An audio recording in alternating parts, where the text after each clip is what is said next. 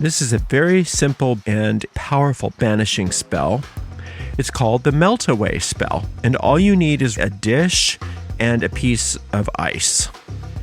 I'm going to kick it up a couple notches here today, but it's not necessary for you to do this. My thurible happens to be an oil warmer. So inside there's this little candle, right? And normally what we do is we light that candle, we put some water in here, and then usually some sort of fragrance material like essential oil or maybe even some resin.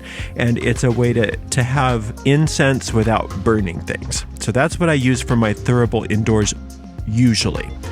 But as you can see, it's completely empty. There's no water in here. So what I'm going to do is use this as the container for my melt away spell. Now, if you don't have this kind of a thurible, you can just use a dish, and instead of what we're doing today, which is lighting that candle, you can just sit it in the sun. Just set it in the sun. All right, so here we go.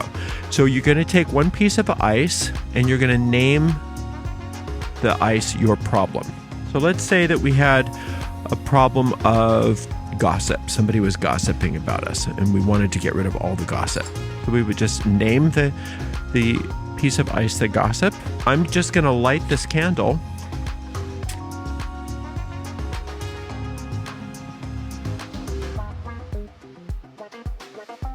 And I'm going to let that candle start to heat this up. And as it does so, I want to sit here with this and watch this ice melt down and out.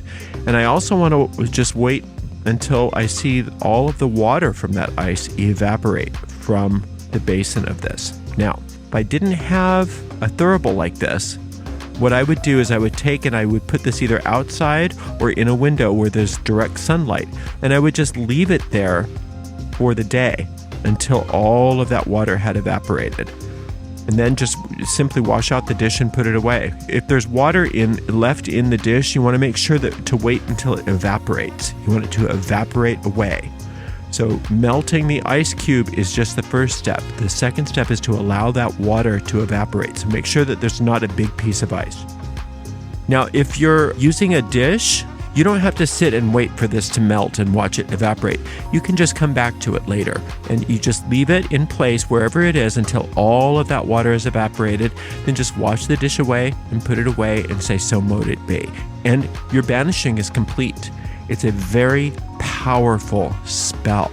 Much, much love and many, many blessings.